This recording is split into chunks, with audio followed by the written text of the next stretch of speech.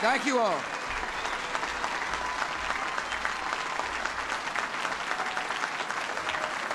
Thank you all. Please be seated.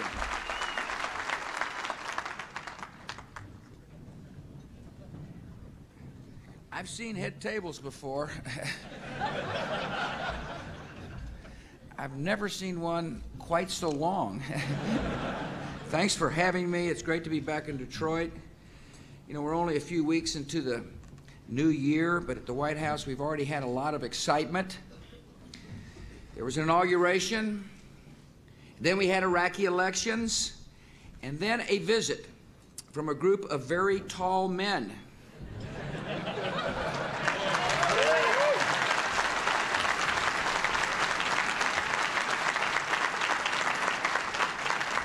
The mighty Pistons of Detroit. I appreciate you having me.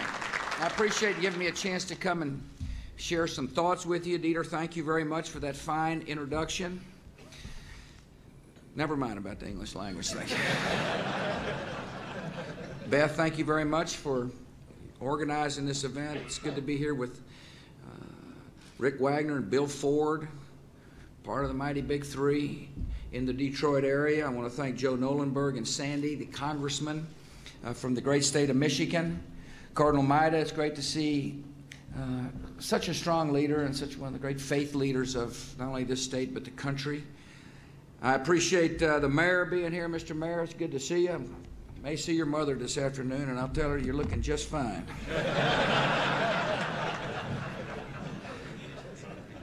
Glad to be here with the Secretary of State of Michigan, Terry Lynn Land, the Attorney General, Mike Cox. I appreciate all the state and local officials who've come out.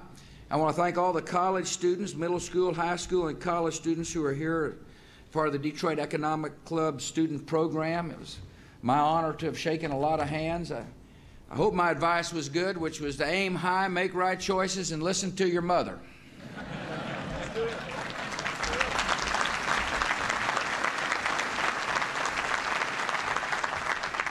I'm still listening to mine. Today when I landed at the airport, at the base of Air Force One was a fellow named Jim Comer. He is an active volunteer in the VIP mentoring program.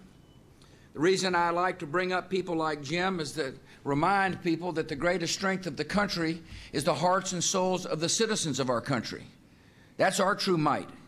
And every chance I get, I like to herald those individuals who are taking time out of their lives to make a difference in somebody else's life. And what Jim Comer does is he mentors children who've got a parent who is incarcerated. I can't think of a greater gift, a more noble cause, than to surround a child who may hurt with love. And so, Jim, I want to thank you for being here.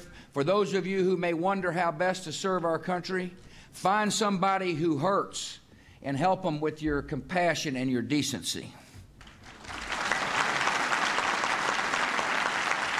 Thank you, sir. I'm glad they gave you a good table. Thanks for doing it. It's my second trip to the Detroit Economic Club. I was here as a presidential candidate back in 2000, right before the Michigan primary. You can't win them all.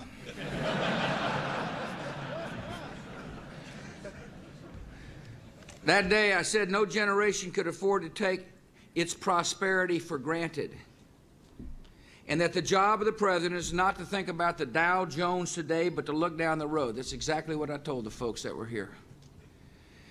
Little did I realize what that road would mean. We've been down a challenging road together since the last time I came to address the Detroit Economic Club. I mean, after all, we had a stock market decline and recession. We've had corporate scandals. We had an attack on our homeland. And we've got the demands of an ongoing war. But this nation confronted these challenges head on. And as a result, we have rebuilt our economy, and we're improving the security of our nation. What I said in 2000 remains true today. No president should ever take America's economic growth for granted. We have an obligation to do what Americans have always done, and that is to build a better tomorrow for our children and our grandchildren. And that's what I'm here to talk about today. We're moving forward with an ambitious agenda to ensure that our economy remains the freest, the most flexible, and the most prosperous in the world. Our strategy has three pillars. We will insist on a budget that limits and tames the spending appetite of the federal government. We will work with Congress to pass legislation that promotes economic growth and makes sure the entrepreneurial spirit is strong all throughout America. And we will reform the institutions fundamental to American society. I understand these are big goals, but the job of the President is to confront problems, not to pass them on to future generations, future presidents, and future Congresses.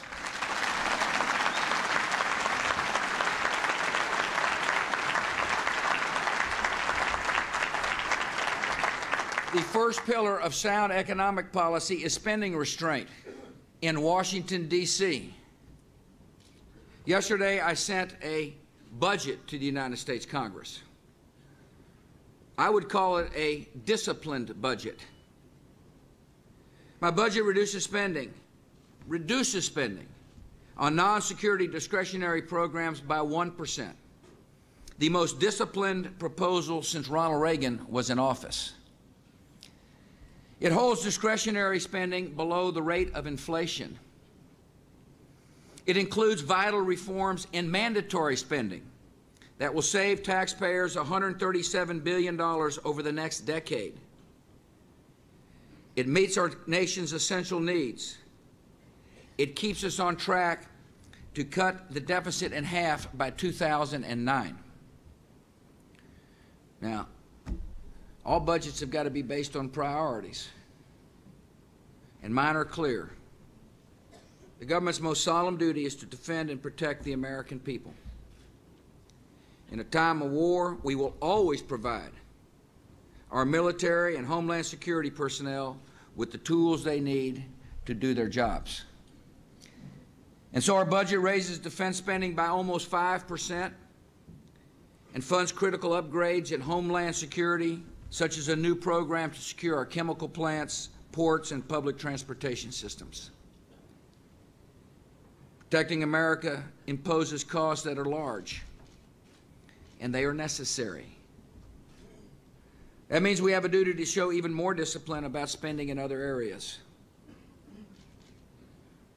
Leaders in Congress and in the business sector have expressed their concerns about federal spending, and I've listened. And so I've delivered a budget that reflects our mutual concerns. And now Congress needs to join with me to bring real spending discipline to the federal budget.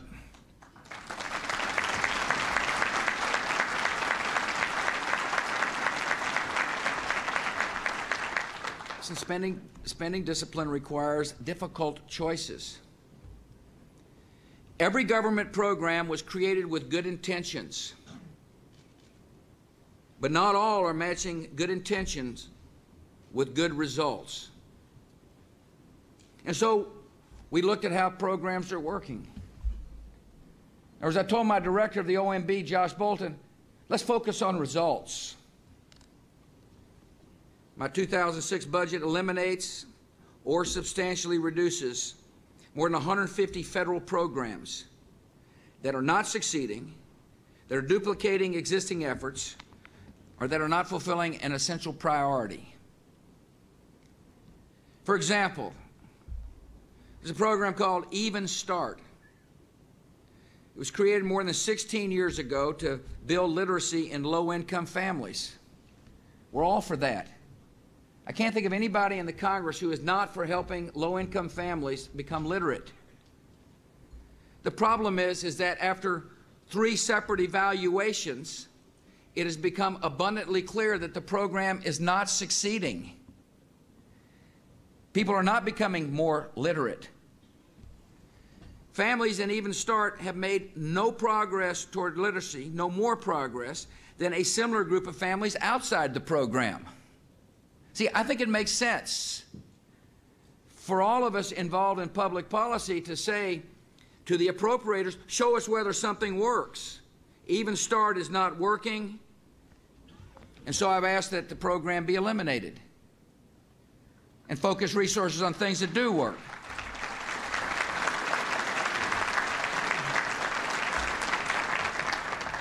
We're also working on mandatory programs. These are programs fixed by formula, over which the Congress and appropriators have no discretion except to fix the formula.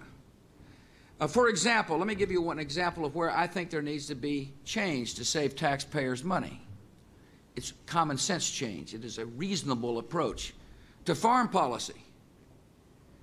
Right now, the federal government pays individual farmers as much as $360,000 a year in subsidy. I think that no farmer should get $250,000 a year in subsidy. That makes sense. That will save the American taxpayer $1.2 billion over the next decade. These are the kind of reforms that are necessary to earn the trust of the American people and to bring budget discipline. It is essential that those who spend the money in Washington adhere to this principle. A taxpayer dollar ought to be spent wisely or not spent at all.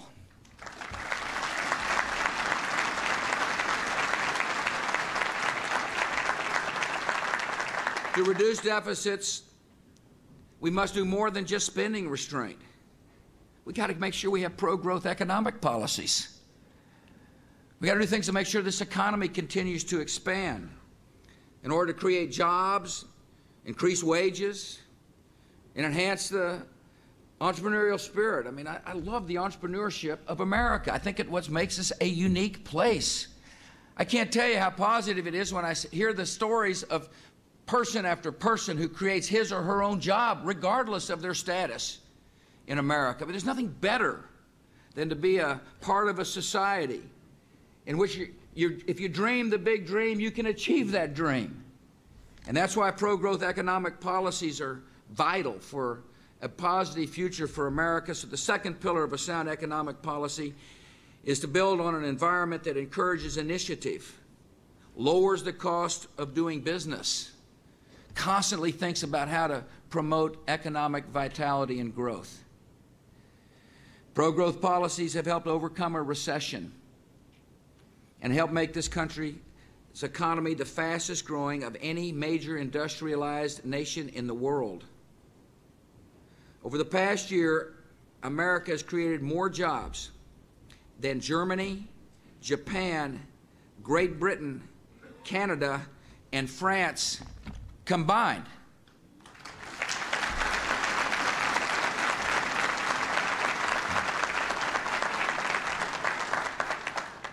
Parts of our country struggle, just like Michigan. I'm very aware of that. But that's all the more reason to make sure our economy is more flexible and that we remain competitive. The goal ought to be America must be the best place in the world to do business. Pro-growth strategy must ensure that tax relief is here to stay. Most new jobs in America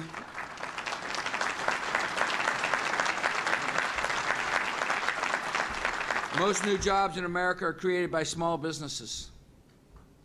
Many of those business owners pay business taxes at the individual tax rate. In other words, they're subchapter S corporations, sole proprietorships. And when individual tax rates are high, it affects the capacity of a small business to accumulate and spend capital. The tax relief we passed lowered all tax rates on people who pay taxes. Yet in 2011, those tax rates are scheduled to go back up. If Congress fails to act, taxes on dividends and capital gains will also go up. And the child credit will be reduced. And the death tax will come back to life. Allowing these scheduled tax increases to take effect, allowing taxes to go back up, would only discourage growth and cost this country jobs and reduce paychecks The United States Congress needs to make the tax relief permanent.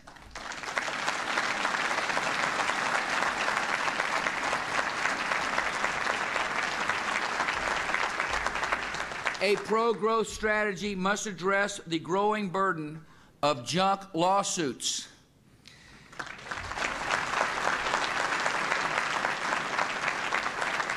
Last month, I met Bruce McPhee, who runs a manufacturing company in North Lansing. A few years back, Bruce bought a company called Sullivan Palatech. In the 1940s, another company with the name Sullivan in it made a product with asbestos.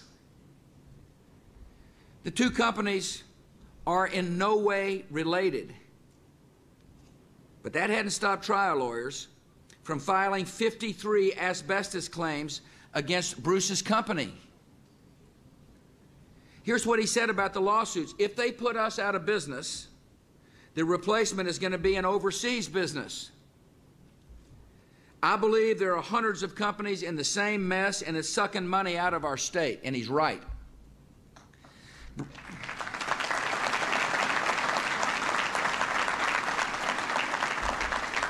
Junk lawsuits have driven the cost of America's tort system to more than $240 billion a year, greater than any major industrialized nation. Think about that. It creates a competitive disadvantage in a global economy for the American economy to have so many lawsuits. It imposes unfair costs on job creators. It raises prices for consumers. Our legal system must serve the cause of justice, not the interests of trial lawyers.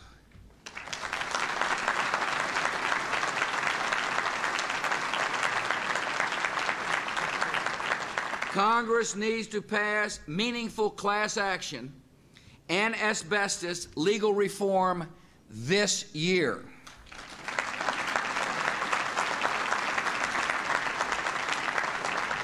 A pro-growth strategy must roll back excessive federal regulation. Many of you in this room probably spend hours filling out paperwork to send to Washington, D.C. I can't promise you any of it's ever been read.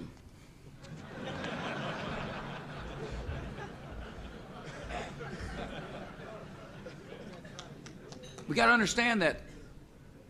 People who are writing the regulations must understand. The people who are implementing regulations must understand that. And we're making some progress. We streamlined tax reporting requirements for small businesses.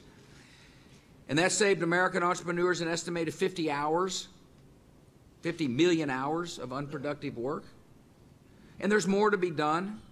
We got to strip away unnecessary mandates.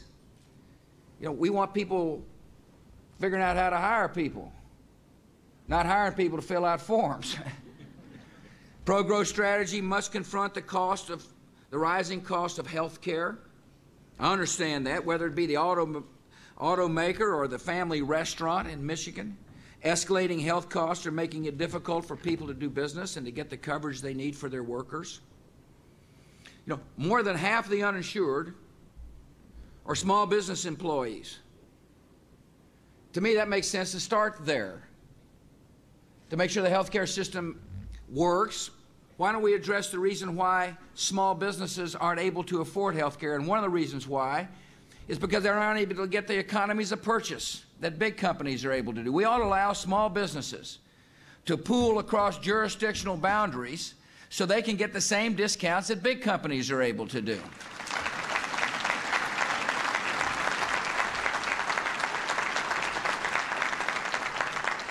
I'm a big believer in tax-free health savings accounts. If you're a small business owner or a sole proprietor, I urge you to look at health savings accounts. They're innovative ways for people to control their own destiny when it comes to health care, get catastrophic coverage to give them security, and be able to pass from one year to the next on a tax-free basis any money you do not spend in your health account. And to make them more widely available, we will, if Congress passes, laws that allow us to provide incentives for small businesses and low-income workers to open up health savings accounts. We should create a national marketplace for health insurance so people can shop on the internet across state lines to get high-quality coverage at lower prices. That makes sense, doesn't it? To break down barriers to create a marketplace for the consumer when it comes to health care. To reduce the cost of medicine for every doctor, every patient, and every business, Congress needs to pass medical liability reform this year.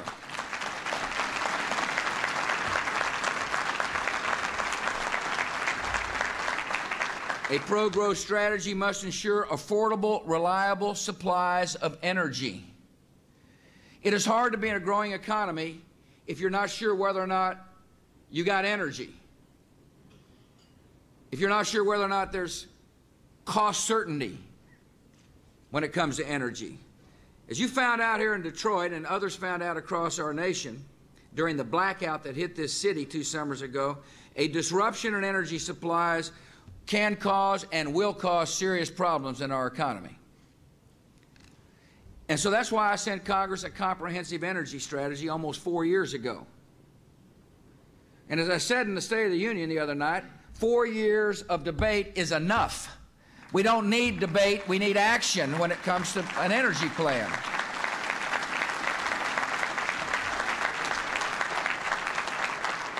And that plan must modernize the electricity grid. And it must encourage conservation.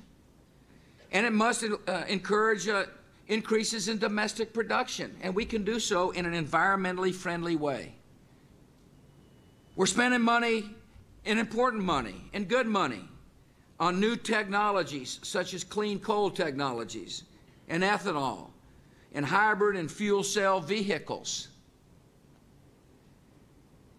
I believe that we ought to expand the use of safe and clean nuclear power.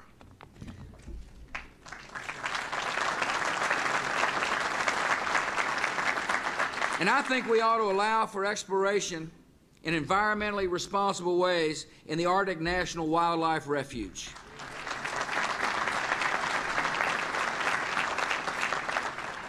For the sake of this economy and for the sake of national security, Congress needs to pass an energy plan and get it to my desk as soon as possible so we can become less reliant on foreign sources of energy.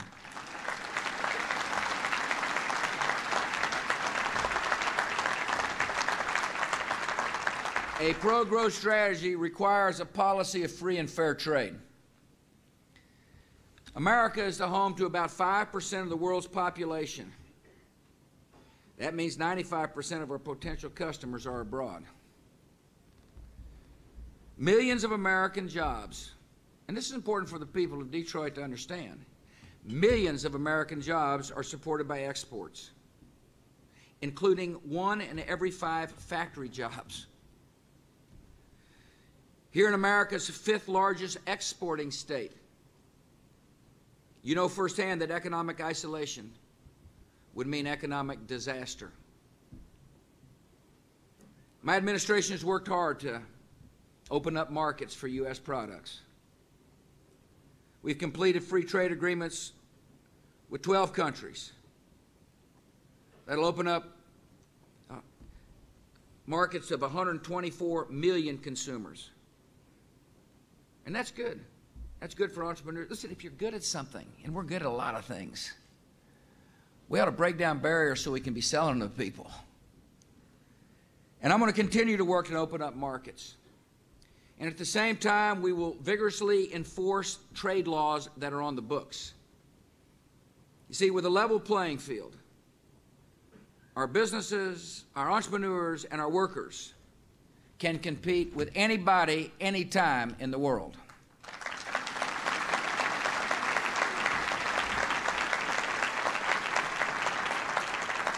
The third pillar of a sound economic policy is to put in place reforms that will keep America's businesses and workers competitive in the century ahead. It is time to confront great challenges. If you care about the quality of life for our children and grandchildren, now's the time. Not later, but now is the time to confront problems. To keep America competitive, we've got to make sure that the education system works. The No Child Left Behind Act is working. We have challenged and are challenging the soft bigotry of low expectations. We will not stand for a school system that gives up on kids and just moves them through. So now we're asking the question, can you read and write and add and subtract? And when we find a child that needs help, we're providing help early before it's too late. There's nothing better than setting high standards and having accountability to make sure every child learns. And it's working. There's an achievement gap in America that is growing, is narrowing every year. And we've now got to extend those reforms to our high schools so that a high school diploma means something.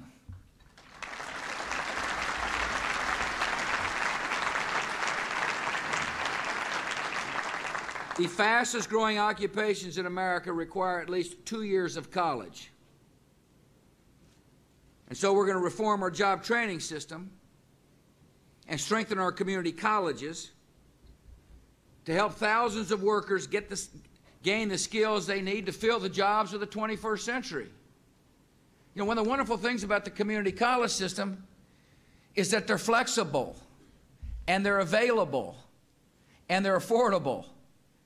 And for those youngsters who cannot afford a community college, or for those workers who cannot, we're going to increase the size of Pell Grants to help them afford a community college and or a college education.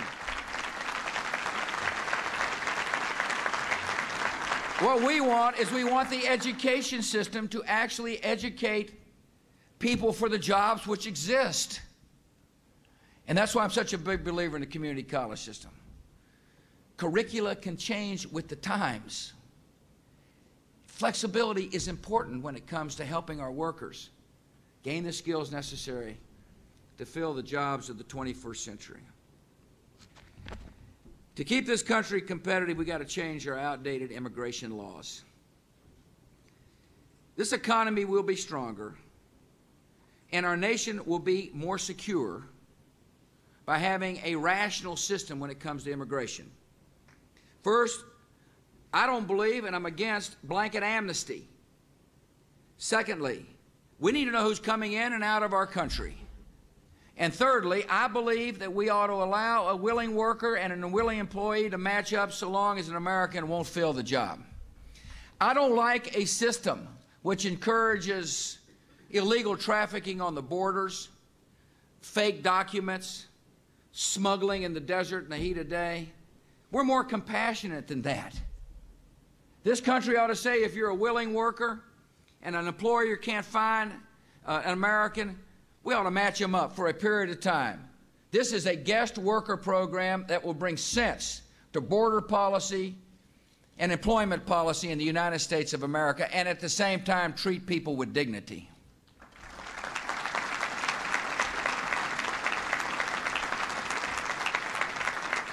We got to simplify the tax code if we want to have a pro-growth economy.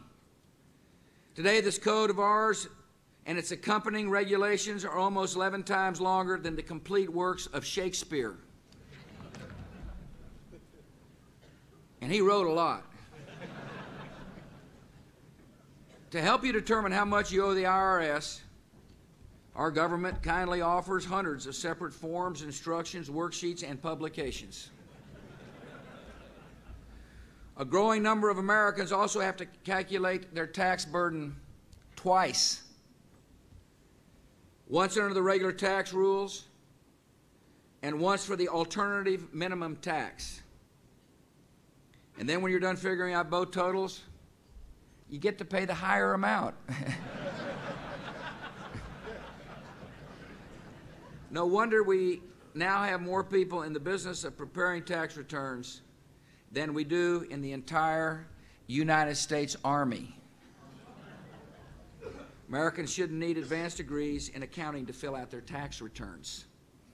So I've appointed a bipartisan commission led by former Senators John Breaux, Democrat, and Connie Mack, Republican, to examine the tax code top to bottom. I will receive their recommendations, and I will work with the United States Congress to deliver a tax code that is pro-growth, easy to understand, and fair to everyone.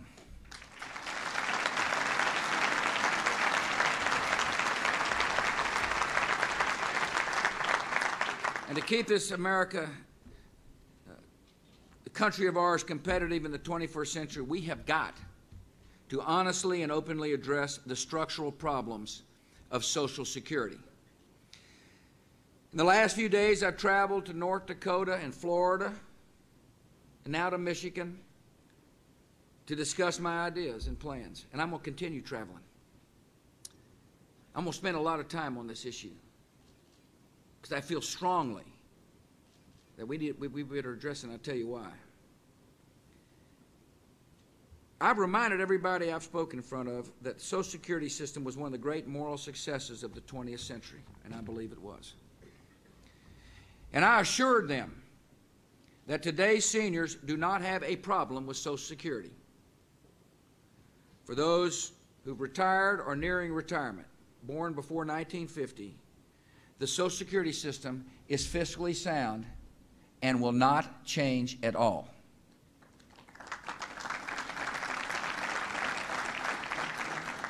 And that's an important message for our seniors to hear. You're in fine shape, and nothing's changing. But I warned every audience I've spoken in front of that the government has made promises to our younger workers that it cannot pay for. Social Security will go broke when some of our youngsters get ready to retire, and that's a fact. And the whole world is watching to see whether or not we've got the courage to fix this problem. It's part of our structural deficit. Social Security means that we've got unfunded liabilities, debts that we owe to future generations that are going to be real hard to pay, and here's why. Half a century ago, about 16 workers paid into the system for every one person drawing benefits. It's a nice, healthy contribution ratio, 16 to 1, but today it's 3.3 workers to 1. And over the next few decades, the numbers paying in for every beneficiary will be 2 to 1, 2 workers for every beneficiary. But that's only half the problem. The other problem is people like me, what they call baby boomers, are fixing to retire. And there's a lot of us. And not only are we fixing to retire, we're living longer, much longer than when the Social Security system was first designed. And not only that, the benefits that the government has promised are going up. They're increasing. So think about it. With every passing year, you've got fewer workers who will be paying ever higher benefits to an ever larger number of retirees. And that is the math. 13 years from now, in 2018, the Social Security system will be paying out more than it takes in. That's called being in the red. And every year afterwards, the problem gets worse. The shortfall is bigger than the year before. So, for example, in the year 2027, the government will somehow have to come up with an extra, above and beyond the payroll taxes being collected, an extra $200 billion in that year alone to keep the system afloat. And in the year 2033, that shortfall will have grown to $300 billion. We got a problem. And it is plain to see. It is such a problem that in the year 2042, the system's going to be broke. If you're a younger person, you ought to be asking members of Congress and the United States Senate and the President what you intend to do about it. If you see a train wreck coming, you ought to be saying, what are you going to do about it? Mr. Congressman or Madam Congressman? Are you going to sit there and let the train run over younger workers? Or are you going to act? I'm calling, and a couple of years later, you're $300 billion short, and the shortfalls grow every year. there aren't many options available to you if you don't do something now.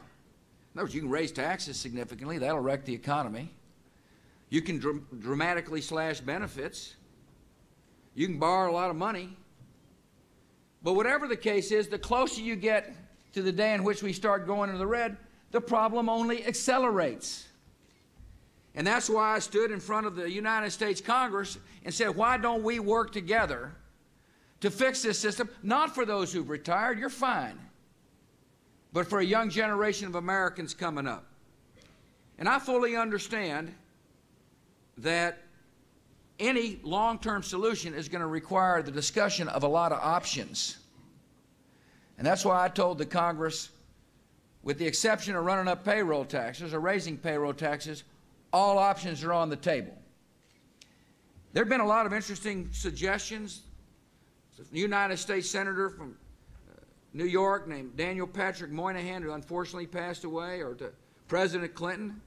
Over time, people have suggested different options, different ideas as to how to permanently fix Social Security for younger workers. Nothing changes for older workers. Some have suggested limiting the benefits for wealthy retirees. Others have suggested indexing benefits to prices rather than wages. Some have been bold enough to suggest increasing the retirement age. Some have thought it's a good idea to change the benefit formulas or include penalties for early collection of Social Security benefits. I'm going to work with Congress. To any congressman or woman, regardless of party, bring forth your ideas. Now, there are some that say we don't have a problem. I suspect over time the voters are going to say to those folks, you better figure out we got a problem. Just don't pass it on. Show some leadership. And then they're going to say to people like me and those of us who recognize we have a problem, come on, show me your ideas. And that's what I want to assure the people of the Detroit Economic Club. I'll be open to anybody's ideas. And I got an interesting idea for younger workers that I want the Congress to consider. I believe we have a chance to make a better deal for our younger workers. And that is, I believe younger workers, if they so choose, ought to be allowed to set aside some of their own money in the form of payroll taxes into a personal retirement account.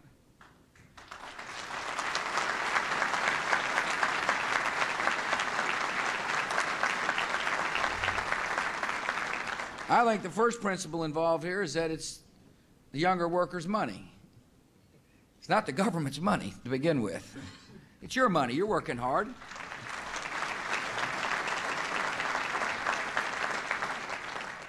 And a personal account would allow that person to invest in a conservative mix of stocks and bonds. You know, you can't take it to the lottery. You can't go across the river and roll dice with it. There's guidelines about that which you can invest in. And these accounts would have low administrative fees. They would provide simple and easy to understand choices, just like the thrift savings plans used by federal employees.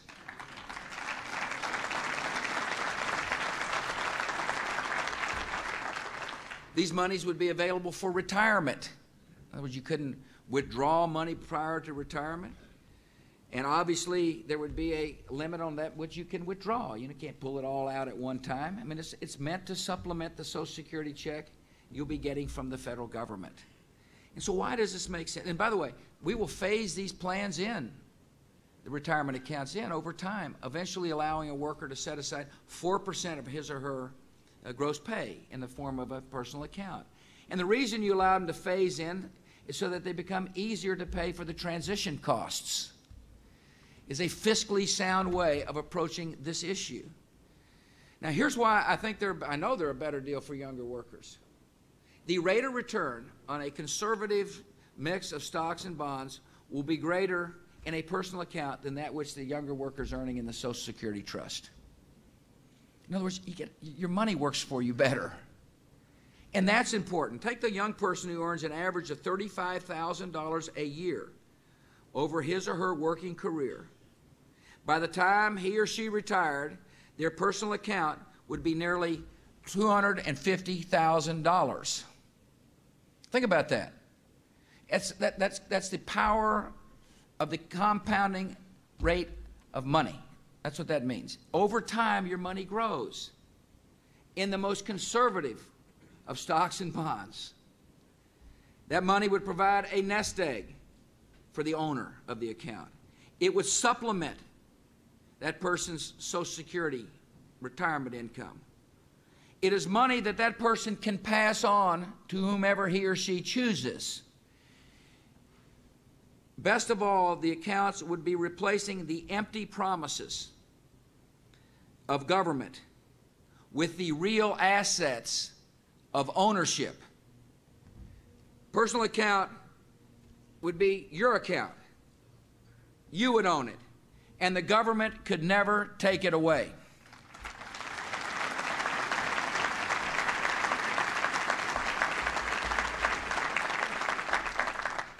Now, I'm looking forward to discussing with Congress this issue. We have a fantastic opportunity to show our country that people can put aside their party and work what's best for the future. And I'm looking forward to it. And I'm looking forward to traveling the country, telling people as plainly as I can that we got a problem, and I'm willing to work with people to come up with a solution. And I'm willing to put out interesting ideas. At least I think they're interesting. To help people understand there's a way forward. And at the same time, promote what I like to call an ownership society. I think all public policy, or as much of public policy as possible, ought to encourage people to own something. I want more people owning their own home. I can't tell you how exciting it is to meet a first-time homeowner. I've never seen this personally as the president, but I can just imagine somebody opening their door to their home and say, "Welcome to my home. Welcome to my piece of property." I like the idea of people from all walks of life starting their own business. I met entrepreneurs all across America who said, "I've started my business. I'm an employer. I'm excited about the future." We want people owning and managing their own health care accounts. That's why I believe health savings accounts are an important part of helping to control the cost of medicine. And we want people controlling and owning their own assets when it comes to their retirement. The more people own something in America, the more likely it is a future generations of America will have a vital stake in the future of this country.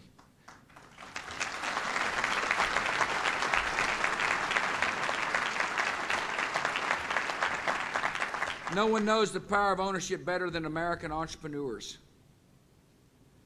John Bailey is with us. It's an interesting story about entrepreneurship and optimism.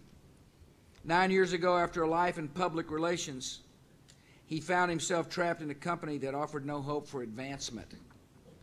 His wife, sounds like a pretty straightforward woman. I'm about to quote her. Kind of reminds me of Laura.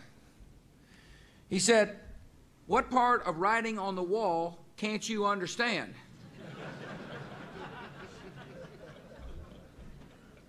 They don't want people over 50, is what the wife was telling John. He didn't get discouraged. He responded in true American fashion. He went out and he founded his own firm. And today, John's business is one of the largest public relations firms in Michigan. And here's what he had to say. "It's very daunting to go out there, but I learned that it can be done, that hard work and strong ethic pays." He went on to say, "It sounds corny, but good guys do finish on top." The dream of a hopeful America is to say that if you work hard and dream big, no matter who you are, you can finish on top. Thanks for letting me come. God bless.